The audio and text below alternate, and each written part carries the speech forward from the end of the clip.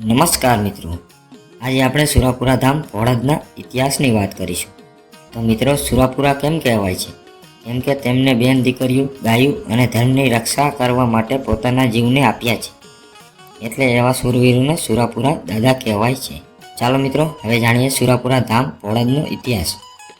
900 વર્ષ પહેલાંની આ વાત છે. તે સમયમાં ચારણની દીકરીની લાજ રાખવા ઘોડે ચડી વીર રાજાજી દાદા અને વીર તેજાજી દાદાએ ખતરને વેતરી નાખ્યા.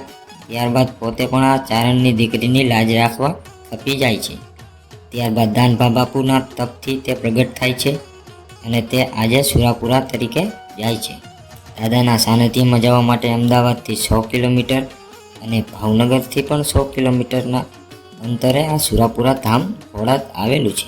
અને જો તમારે કોઈ પણ પ્રકારનું દુઃખ હોય તો તમે દાદાના સાનિધ્યમાં ઓનલાઈન બુકિંગ કરાવી શકો છો. દાદાના સાનિધ્યમાં ઓનલાઈન બુકિંગ થાય છે, તો તમારે ઓનલાઈન બુકિંગ કરાવવાનું રહેશે.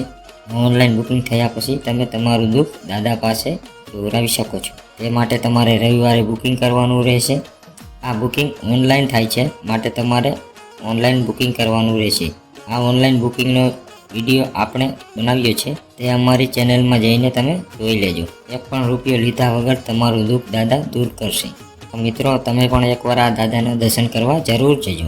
આવા ધાર્મિક વિડીયો જોવા અમારી આ ચેનલ મા ડિજિટલને સબસ્ક્રાઈબ કરી લેજો. જય સુરાપુરા દાદા.